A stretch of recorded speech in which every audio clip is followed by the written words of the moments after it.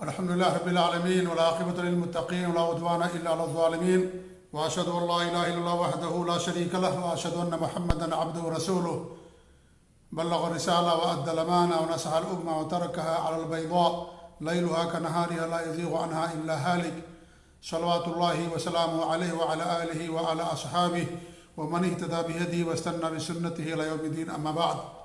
معزز ناظرین و سامعین و مشاہدین و مشاہدات، اللہ کے فضل و کرم اور اس کی توفیق سے ہر اتوار کو جناب عربی محمد رسول اللہ صلی اللہ علیہ وسلم کی پیاری پیاری وصیتیں آپ کے سامنے بیان کی جاتی ہیں. یہ وصیتیں بآخری مراحل سے گزر رہی ہیں. اس سے پہلے حجۃ الوداع میں ہمارے نبی صلی اللہ علیہ وسلم نے جو وصیتیں فرمائی تھیں ان وصیتوں کو ہم نے آپ کے سامنے بیان کیا تھا. آج سے انشاءاللہ مرض الموت میں جو آپ نے وصیتیں فرمائیں ان وصیتوں کو آپ کے سامنے بیان کرنے کی ہم کوشش کریں گے. اللہ تعالی ہمیں توفیق دے اور اللہ رب العالمین ہمیں تمام وصیتوں پر عمل کرنے کی بھی توفیق بخشے. آمین رب العالمین. مرض الموت کا مطلب یہ ہے کہ وہ بیماری جس میں آپ کو موت لاحق ہو گئی اور آپ دنیا سے کوچ کر گئے، اسے مرض الموت کہا جاتا ہے. جب آپ حج کر کے تشریف لائے 29 اور اللہ رب العالمین نے اسلام کو مکمل کر دیا، دین کی اشاعت ہو گئی، دین کو غلبہ مل گیا، تو اللہ رب العالمین نے آپ کو اپنے پاس بلا لیا. 29 صفر سن 11 ہجری یہ آپ کے مرض کی شروعات کا دن ہے، پیر کا دن تھا.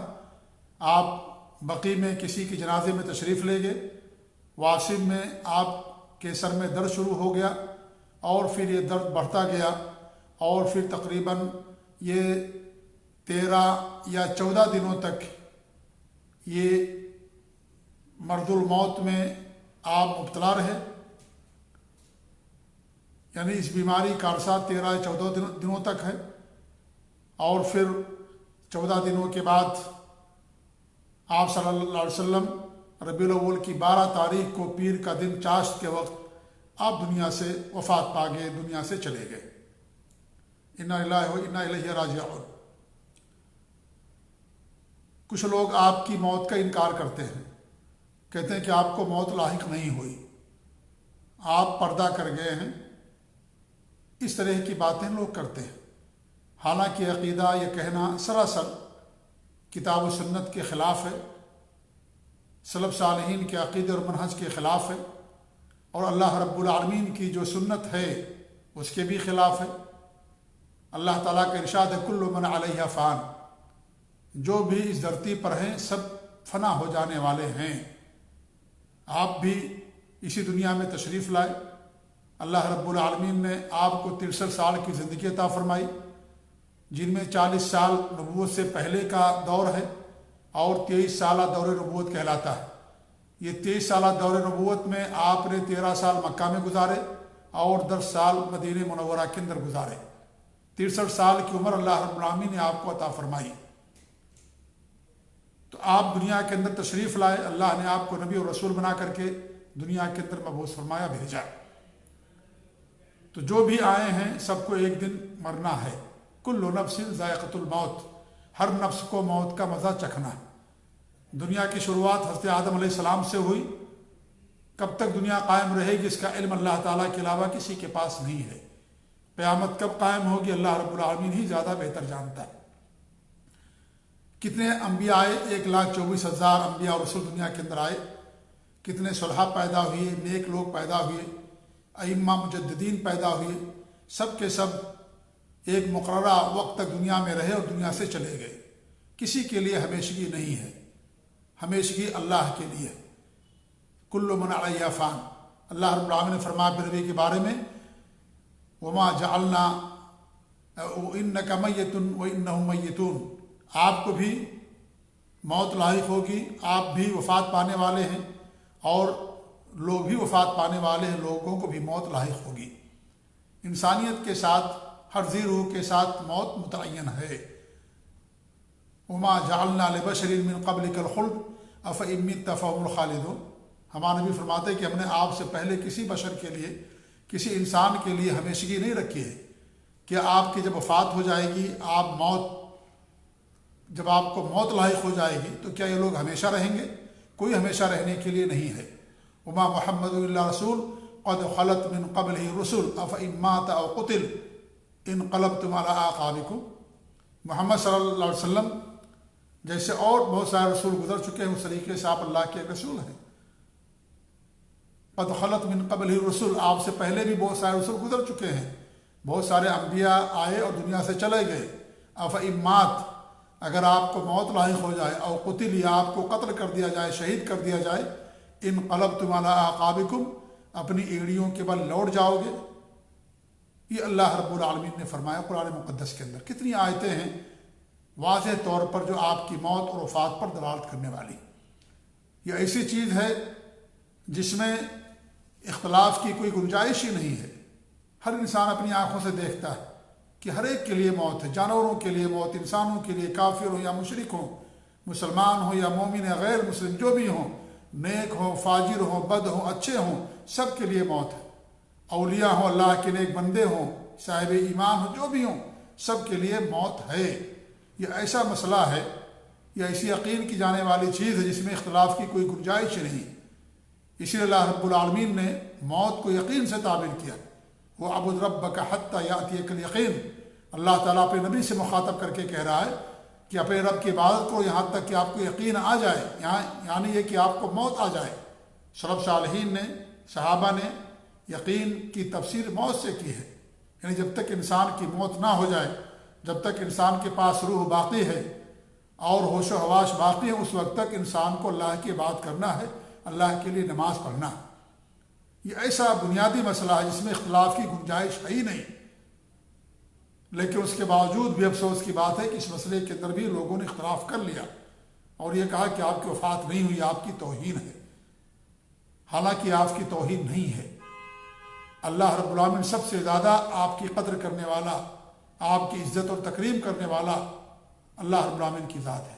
اللہ نے آپ کے ذکر کو بلند کر دیا، وَرَفَعْنَا لَكَ ذِكْرَكَ۔ اس میں توہین کا کوئی پہلو ہے ہی نہیں ہے، یہ تو ہر انسان کے ساتھ ہے، یہ انسان کی زندگی کا لازمی تقاضا ہے۔ جیسے انسان کو بیماری لاحق ہوتی ہے، اسے صحت ملتی ہے، فقر و فاقہ لاحق ہوتا ہے، اسے مال ملتا ہے، پیدا ہوتا ہے بچہ کمزور رہتا ہے، پھر دھیرے دھیرے اسے طاقت ملتی ہے، جوان ہوتا ہے، پھر بڑھاپے کی دہلیز کو پہنچتا ہے۔ یہ تو سب کے ساتھ ہے، اللہ تعالیٰ کا نظام ہے، یہ اللہ رب العالمین کا تکوینی نظام ہے۔ یہ اس میں نیک اور بد، برے اور اچھے کی تمیز نہیں کی جاتی ہے۔ یہ اللہ تعالیٰ کا کائناتی یا تکوینی نظام ہے جو سب کے ساتھ ہوتا ہے۔ تو موت جیسے آپ کو بیماری لاحق ہوتی تھی، آپ باقاعدہ 14 دن تک بیمار رہے، شروع کے ایام میں آپ نے نماز پڑھائی، لیکن آخر کے 4 دنوں تک آپ نماز نہیں پڑھا سکے۔ آپ کے بدلے ابوبکر صدیق رضی اللہ تعالیٰ عنہ نے لوگوں کو 17 نمازیں جماعت کے ساتھ پڑھائیں۔ تو آپ کو بیماری لاحق ہوئی، آپ کے دندان مبارک توڑے گئے، آپ کو بخار آتا تھا، تکلیف پہنچتی تھی۔ یہ سب انسان کی زندگی کے لازمی تقاضے ہیں، یہ سب کے ساتھ ہیں۔ موت سب کے ساتھ ہے، نبیوں کے ساتھ بھی سب کے ساتھ موت ہے۔ کل من علیہا فان، سب کے ساتھ یہ چیز لاحق ہونے والی، لہٰذا یہ آپ کی توہین نہیں ہے۔ اگر توہین ہوتی تو اللہ رب العالمین کبھی آپ کو موت نہ دیتا۔ یہ اللہ تعالیٰ کا نظام ہے جو سب کے ساتھ چلتا ہے۔ عائشہ رضی اللہ تعالیٰ عنہا باقاعدہ فخر کرتی تھی کہ ہمارے نبی کی وفات ہماری گود میں ہوئی۔ جب آپ صلی اللہ علیہ وسلم بیمار ہوئے تو آپ کسی اور کے گھر میں تھے اور آپ کی باری تھی۔ آپ نے اپنی ازواج مطہرات سے اجازت طلب کی، جب انہوں نے اجازت دے دیا، آپ نے خواہش ظاہر کی کہ عائشہ کے گھر پہ میں رہنا چاہتا ہوں، تو تمام ازواج مطہرات نے آپ کو اجازت دے دی اور آپ نے 13-14 ایام آخری کے عائشہ رضی اللہ تعالیٰ عنہ کے گھر میں گزارے، اور وہیں آپ حضرت عائشہ رضی اللہ عنہ کی گود میں آپ کو موت لاحق ہوئی۔ عائشہ رضی اللہ تعالیٰ عنہ فخر کرتی تھی کہ آپ کی آخری زندگی کے آخری ایام ہمارے ساتھ گزرے، اور سوال یہ پیدا ہوتا ہے کہ جب آپ کی موت نہیں ہوئی تو کیا صحابہ کرام نے آپ پر ظلم کیا اور اس طریقے سے آپ کو یعنی بغیر موت کے زمین میں دفن کر دیا؟ نعوذ باللہ من ذالک۔ کس قدر صحابہ کرام پر یہ الزام تراشی ہے۔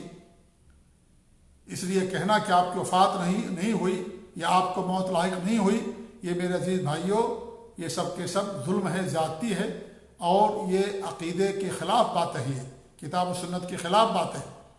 پیر کے دن آپ کی وفات ہوئی اور اس کے بعد منگل کے دن آپ کو غسل دیا گیا، آپ کو کفن پہنایا گیا، 3 کپڑوں کا کفن دیا گیا آپ کو، اور پھر آپ پر جنازے کی نماز پڑھی گئی۔ پورے دن لوگ جنازے کی نماز پڑھتے رہے باری باری، پہلے مردوں نے پڑھا، پھر عورتوں نے پڑھا، پھر بچوں نے پڑھا۔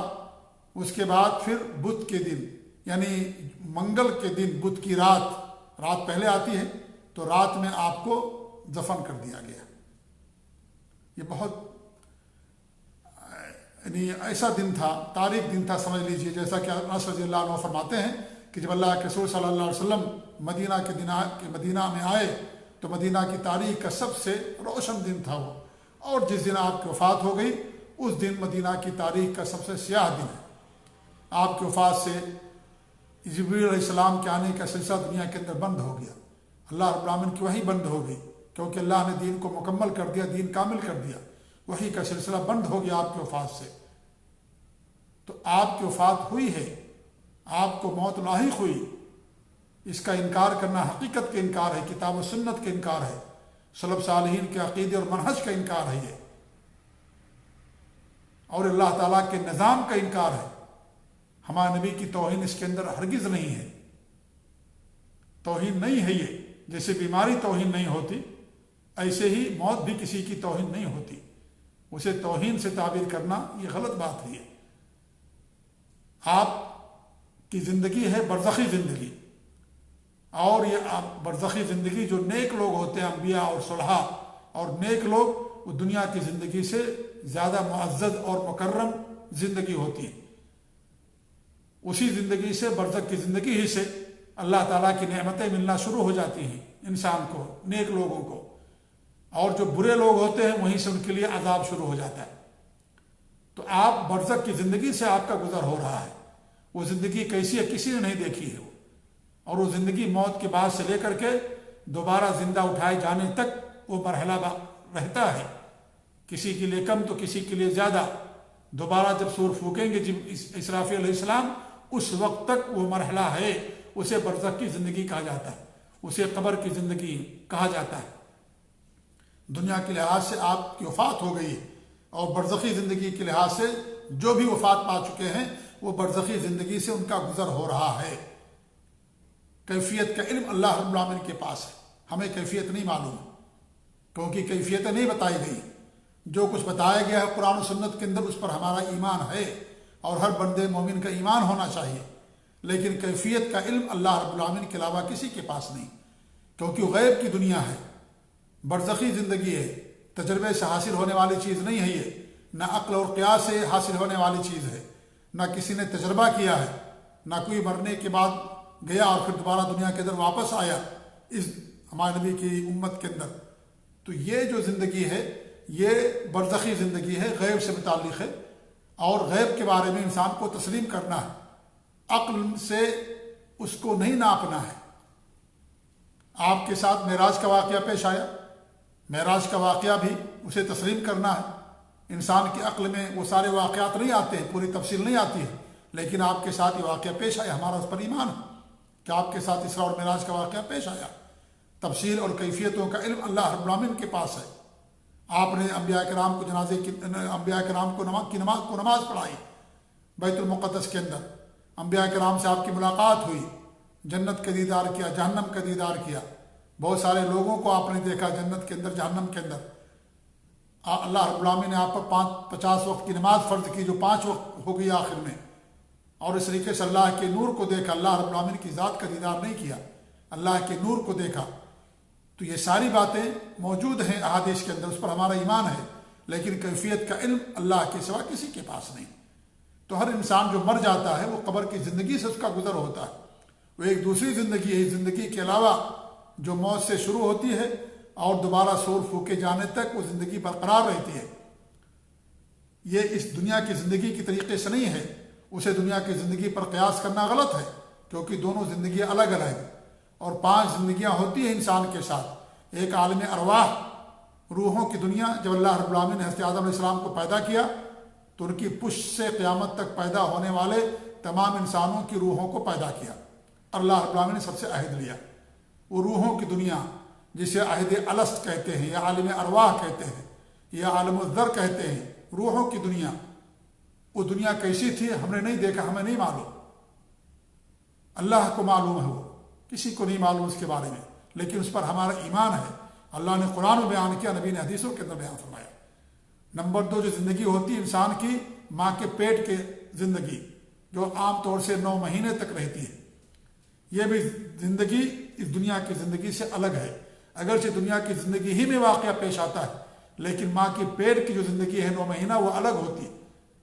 اس میں شروع کے 40 دن تک ایک بچہ نطفے کی شکل میں رہتا ہے، پھر خون کے لوتھڑے کی شکل میں رہتا ہے، پھر 40 دن تک خون کی ایک گوشت کی بوٹی کی شکل میں رہتا ہے، پھر اللہ رب العالمین فرشتے کو بھیجتا ہے، پھر روح پھونکی جاتی ہے، پھر 4 چیزیں لکھی جاتی ہیں، پھر دھیرے دھیرے ہڈی بننا شروع ہوتی ہے، ہڈی پر گوشت ڈلنا شروع ہوتا ہے، پھر اس طریقے سے انسان کی مکمل تخلیق ہوتی ہے بچے کی، پھر 9 ماہ کے بعد بچہ پیدا ہوتا ہے۔ یہ دنیا کیسی ہے؟ کیا بچہ ہماری باتوں کو سنتا ہے؟ بچہ کیا کھاتا ہے، کیا نہیں کھاتا ہے، کیا گزرتا، کیسے سانس لیتا ہے، کیسے ہوتا ہے، سب وہ ماں کی سانس کے ساتھ اس کی زندگی جڑی رہتی ہے۔ یہ زندگی ہم نے نہیں دیکھا ہے۔ تیسری زندگی یہ دنیا کی زندگی ہے جس سے ہمارا اور آپ کا گزر ہوتا ہے۔ اس میں آزمائشوں کے دور سے گزرنا پڑتا ہے۔ ہو سکتا ہے اس میں اہل ایمان کے لیے پریشانیاں ہوں، ممکن ہے، اور ہوتی ہے پریشانیاں، آزمائشوں کا دور کہلاتا ہے۔ اسی میں اسے دار العمل کہا جاتا ہے، انسان آ کر کے یہاں پر عمل کرتا ہے۔ یہ تیسری زندگی ہوتی ہے جسے دار حیات یا عالم حیات کہا جاتا ہے۔ یہاں پر آپ کافروں کو دیکھیے، کافروں کو پریشانیاں بھی ہوتی ہیں، ان کے لیے آسائشیں بھی ہیں، آرام بھی ہے۔ مسلمان کے لیے بھی پریشانیاں اور تکلیفیں اور آرام بھی ہیں، ہر ایک کے ساتھ ہوتا ہے۔ چوتھی زندگی عالم برزخ، مرنے کے بعد شروع ہوتی ہے، وہ غیب کی زندگی ہے۔ اس میں اہل ایمان کے لیے نعمت ہی نعمت ہے، جنت کی کھڑکیاں کھول دی جاتی ہیں، اور اہل ایمان کو کے ساتھ بہترین بدلہ یہیں سے شروع ہو جاتا ہے۔ لیکن جو کفار، منافقین، فاسق اور فجار ہوتے ہیں، ان کو یہیں سے عذاب اور تکلیف شروع ہو جاتی ہے۔ لیکن کیسے ہوتا ہے اللہ رب العالمین بہتر جانتا ہے، ہمیں کیفیتوں کا علم نہیں ہے۔ وہ برزخ کی زندگی ہے، وہ اس کا اس دنیا سے کوئی تعلق نہیں ہے۔ 5ویں زندگی جو عالم آخرت ہے، جنت اور جہنم کی زندگی، جہاں پر ہمیشگی ہے، کسی کے لیے وہاں پر موت نہیں ہوگی، جنت بھی ہمیشہ رہے گی، جہنم بھی ہمیشہ رہے گی۔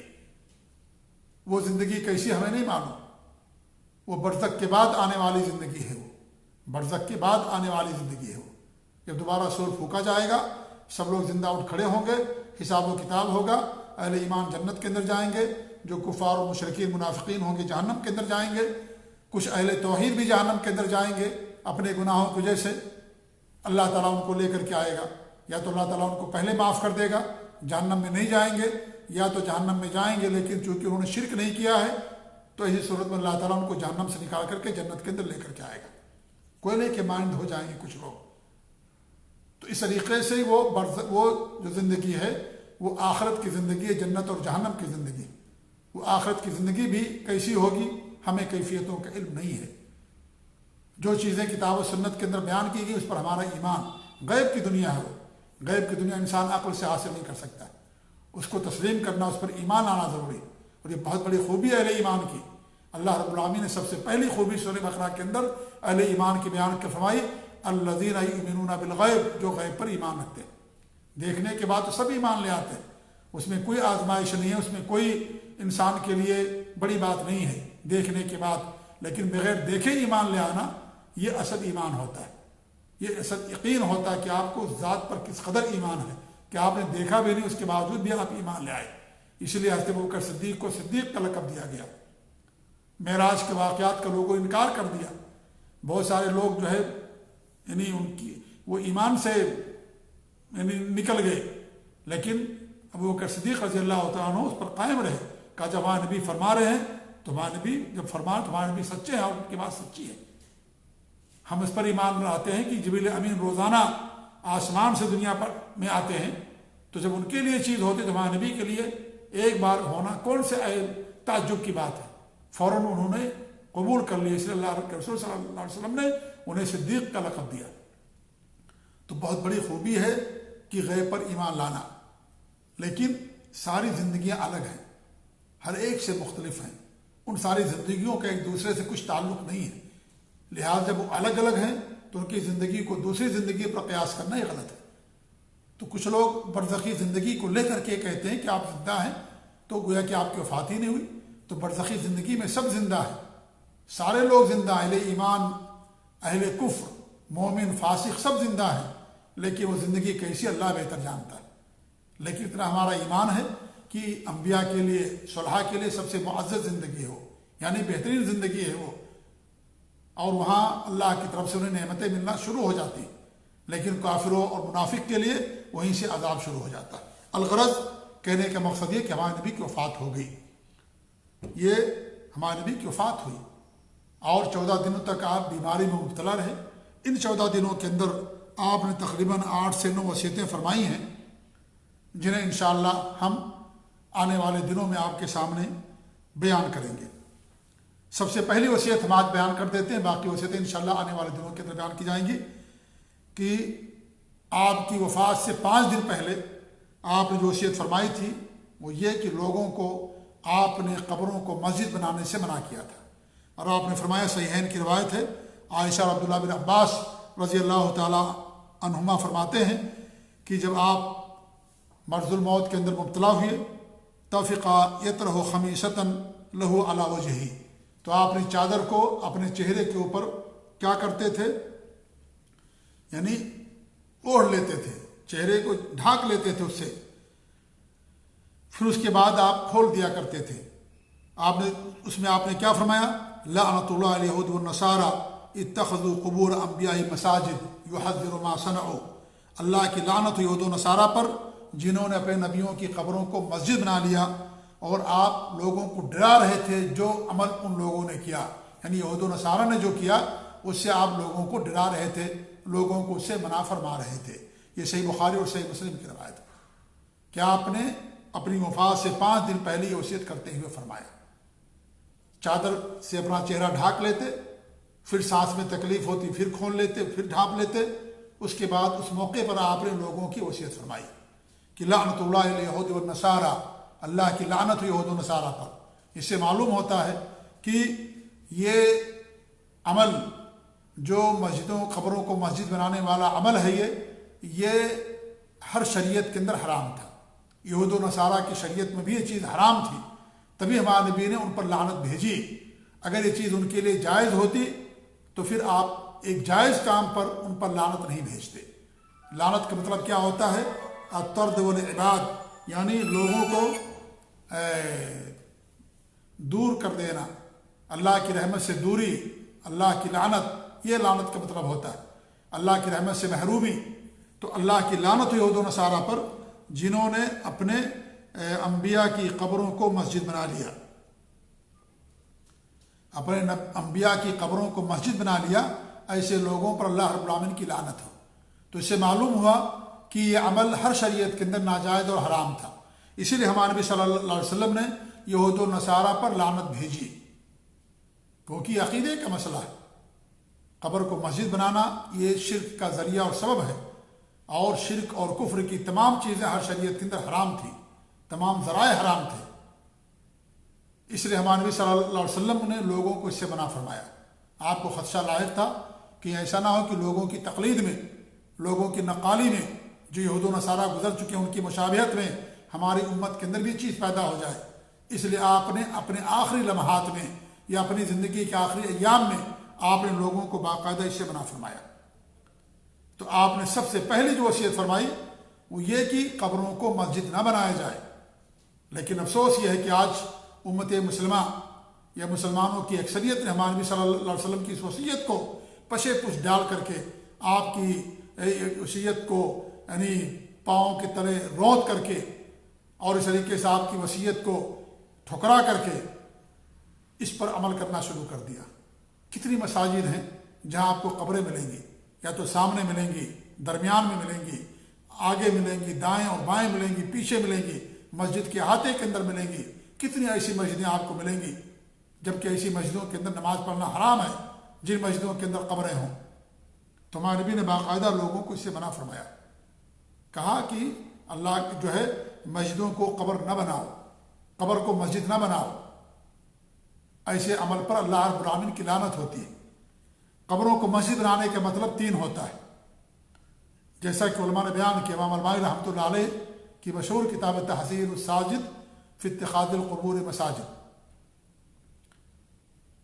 بڑی مشہور کتاب ہے ان کی، امام البانی رحمۃ اللہ علیہ کی۔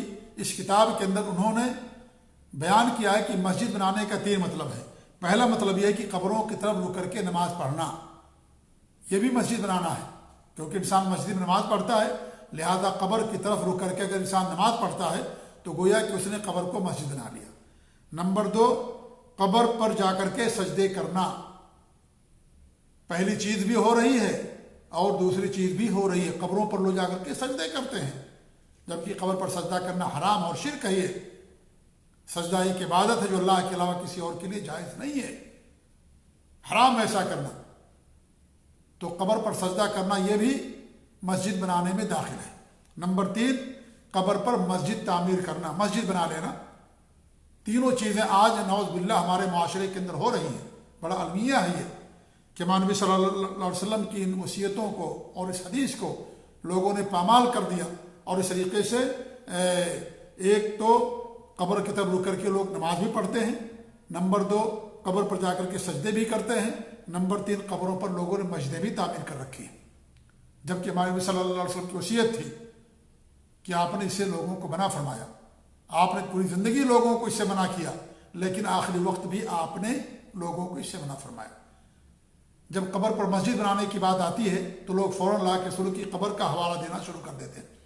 لوگوں کو معلوم ہونا چاہیے کہ ہمارے نبی صلی اللہ علیہ وسلم مسجد کے اندر دفن نہیں کیے گئے، بلکہ حجر عائشہ میں آپ کو دفن کیا گیا، اور جو آپ کا حجرہ تھا وہ مسجد سے دور تھا۔ حضرت عائشہ کے حجرے میں اور مسجد کے اندر باقاعدہ ایک دیوار تھا، اس میں دروازہ لگا ہوا تھا، اس دروازے کو کھول کر کے آپ صلی اللہ علیہ وسلم مسجد میں جاتے تھے اور مسجد سے پھر حجرے کے اندر آیا کرتے تھے۔ حجرہ الگ تھا، حجر عائشہ سب سے زیادہ ہی مسجد کے قریب تھا، اس کے بعد دیگر آپ کے ازواج مطہرات کے حجرے تھے۔ تو یہ حجر عائشہ میں آپ کو دفن کیا گیا۔ اسی حجرے کے اندر ابوبکر صدیق کی بھی قبر ہے، عمر فاروق رضی اللہ تعالیٰ عنہما دونوں کی قبر ہے۔ تو آپ مسجد کے اندر دفن نہیں کیے گئے، آپ مسجد سے الگ دفن کیے گئے، آپ حجرے کے اندر دفن کیا گیا آپ کو، مسجد سے باہر کے حصے میں۔ اور اس میں بھی اللہ رب العالمین کی ایک حکمت اور رحمت سمجھ لیجیے کہ اگر وہ قبر آپ کی باہر ہوتی تو ہو سکتا ہے لوگ آپ کی قبر کو جو ہے وہ بنا لیتے، مسجد وثن بنا لیتے، اور اس طریقے سے ہمارے نبی نے منع فرمایا اسے کہ اللہم لا تجعل قبری وطن یعبد، کہ اللہ رب العالمین تو میری قبر کو وطن نہ بنانا کہ لوگ آ کر کے وہاں عبادت کرنا شروع کر دیں۔ اللہ رب العالمین نے آپ کی دعا کو قبول فرمایا، اس لیے آپ کی قبر حجرے کے اندر ہوئی، باہر زمین میں نہیں ہوئی، اس لیے آپ محفوظ رہے، اللہ نے آپ کی حفاظت فرمائی، اور اس طریقے سے آپ کی جو ہے قبر وثن بننے سے اللہ رب العالمین نے اس کی حفاظت فرمائی، اور اللہ رب العالمین نے آپ کی دعا کو قبول فرما لیا۔ تو آپ اپنے کمرے کے اندر مدفون ہیں، نہ کہ مسجد کے اندر، اور یہ جو کمرہ ہے مسجد سے باہر تھا یہ، اور ولید بن عبد الملک کے دور میں یہ اس طرف توسیع کی گئی، قبروں کی طرف، حجروں کی طرف، ورنہ اس سے پہلے جو بھی توسیعات ہوئی، چاہے عمر رضی اللہ عنہ نے کیا یا عثمان رضی اللہ عنہ نے کیا اور کسی اور نے کیا، وہ ساری کی ساری توسیعات حجروں کی طرف نہیں تھی، آپ کی قبر کی طرف نہیں تھی، بلکہ دوسری طرف تھی۔ ولید بن عبد الملک نے اپنے دور میں ایسا کیا، اور اس وقت ہوا جب یہ تقریباً 85 اور 90 کے درمیان کا واقعہ ہے۔ اس وقت مدینے کے اندر کوئی صحابی باقی نہیں تھے، کوئی صحابی باقی نہیں تھا، ان کی وفات ہو چکی جو بھی صحابہ کرام تھے۔ ولید بن عبد الملک کی طرف سے عمر بن عبدالعزیز رحمۃ اللہ علیہ یہ گورنر تھے وہاں کے، جو بعد میں خلیفہ بنے۔ جب ان کے پاس خط پہنچتا ہے تو انہوں نے وہاں کے جو علماء تھے، فقہاء تھے، ان کو اکٹھا کیا اور ان سے مشورہ لیا، تو سب نے یہی کہا تھا کہ نہیں، ادھر توسیع کرنے کی ضرورت نہیں ہے، توسیع اس طرف کیجیے جو قبر کے علاوہ دوسرا جو سمت ہے اس طرف کیجیے۔ سب نے منع کر دیا اور کہا کہ یہ ادھر توسیع نہیں کی جائے گی۔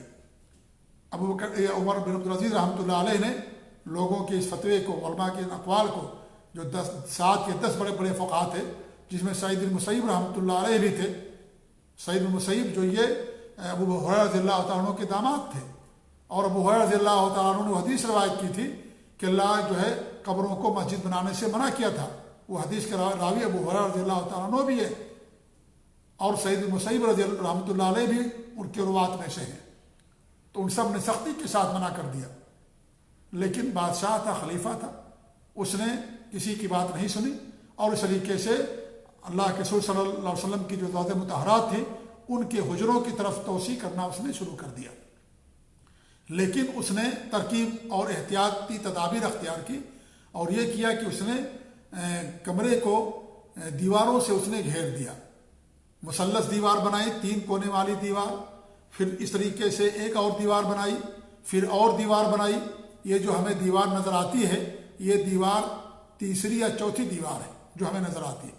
اس سے پہلے اس نے کئی دیواریں کھڑی کر دی تاکہ آدمی اگر نماز پڑھے تو قبر کی طرف اس کا رخ نہ ہو بلکہ دیوار کی طرف ہو۔ تو اس نے یہ تدابیر اختیار کی، لیکن اس کا یہ عمل کسی بھی طریقے سے درست نہیں کہا جا سکتا، اس کا یہ عمل غلط تھا۔ اس لیے شیخ ابن باز رحمۃ اللہ علیہ نے اور بھی ائمہ کرام نے آپ سے پہلے ان کے اس عمل کو غلط قرار دیا کہ ادھر توسیع کی ضرورت نہیں تھی، اور توسیع ادھر ہونی چاہیے تھی جو الٹا سمت تھا، اپوزٹ سائڈ کی طرف۔ سب نے اس کے عمل کو ناجائز قرار دیا، غلط قرار دیا، لیکن اس نے یہ عمل کر دیا، اور اس طریقے سے اس نے تدابیر بھی اختیار کی۔ اور چونکہ آپ مسجد کے اندر مدفون نہیں ہیں، آپ کی جو قبر ہے وہ حجرے کے اندر ہے، اصل میں مسجد کے اندر نہیں ہے، اور مسجد کے اندر دفن کرنا یہ جائز نہیں کسی کے لیے۔ اور اللہ کے رسول صلی اللہ علیہ وسلم کی حدیث ہے کہ انبیاء کی جہاں وفات ہوتی ہے ان کو وہیں دفن کیا جاتا ہے، تو آپ کی وفات حضرت عائشہ کے حجرے میں ہوئی، اس لیے ان کو وہاں دفن کیا گیا آپ کی وصیت اور آپ کی حدیث پر عمل کرتے ہوئے۔ لہذا آپ صلی اللہ علیہ وسلم کی جو حدیث ہے، جو قبر ہے اس کا معاملہ الگ ہے اور لوگوں سے اس کا معاملہ مختلف ہے جی، اس لیے وہ اس کے اندر کسی کے لیے دلیل نہیں ہے۔ تو الغرض کہنے کا مقصد یہ ہے کہ مسجدوں پر، قبر پر مسجد بنانا یہ شریعت کے اندر حرام ہے۔ علماء نے لکھا ہے کہ اگر کوئی مسجد پہلے سے ہے، بعد میں قبر آئی ہے تو قبر کھود دی جائے گی اور اس کی لاش کو قبرستان میں دفن کر دیا جائے گا، اور اگر پہلے سے قبرستان ہے وہاں پر اور وہاں بعد میں مسجد بنائی گئی ہے تو مسجد وہاں سے توڑ دی جائے گی اور مسجد دوسری جگہ بنائی جائے گی۔ یہ ہمارے نبی کی جو احادیث ہے ان سب کو سامنے رکھ کر کے شیخ ابن باز نے، شیخ ابن عثیمین نے، اور اس طریقے سے بڑے بڑے علماء نے، محدثین نے، فقہاء نے، ائمہ نے اس طرح کا فتویٰ دیا ہے کہ یہ دیکھا جائے گا کہ پہلے کیا ہے۔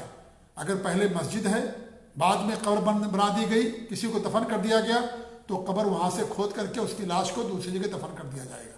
اور اگر پہلے سے قبرستان ہے اور بعد میں وہاں مسجد بنائی جاتی ہے تو مسجد وہاں سے منتقل کر دی جائے گی، تو جو پہلے ہوگا اس کو اس پر وہی چیز باقی رہے گی۔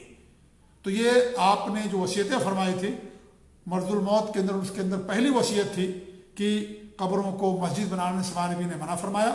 کاش امت مسلمہ آپ کی اس وصیت پر عمل کرے اور اس طریقے سے قبروں پر مسجد نہ بنائے، یا اس طریقے سے جو قبر ہیں ان کو مسجدوں سے نکال کر کے قبرستان کے اندر دفن کیا جائے ان کو۔ کاش اللہ رب العالمین امت مسلمہ کو، مسلمانوں کو اس پر عمل کرنے کی توفیق دے۔ آج اتنی ہی ہم گفتگو کرتے ہیں، انشاءاللہ اس کے بعد جو آپ کی وصیتیں ہیں اگلے دنوں میں ہم بیان کرنے کی کوشش کریں گے۔ اللہ رب العالمین ہم سب کو توحید پر قائم رکھے اور بدعات خرافات سے محفوظ رکھے، آمین۔ وصلی اللہ علی نبینا محمد وعلی آلہ وصحبہ اجمعین، والسلام علیکم ورحمۃ اللہ وبرکاتہ۔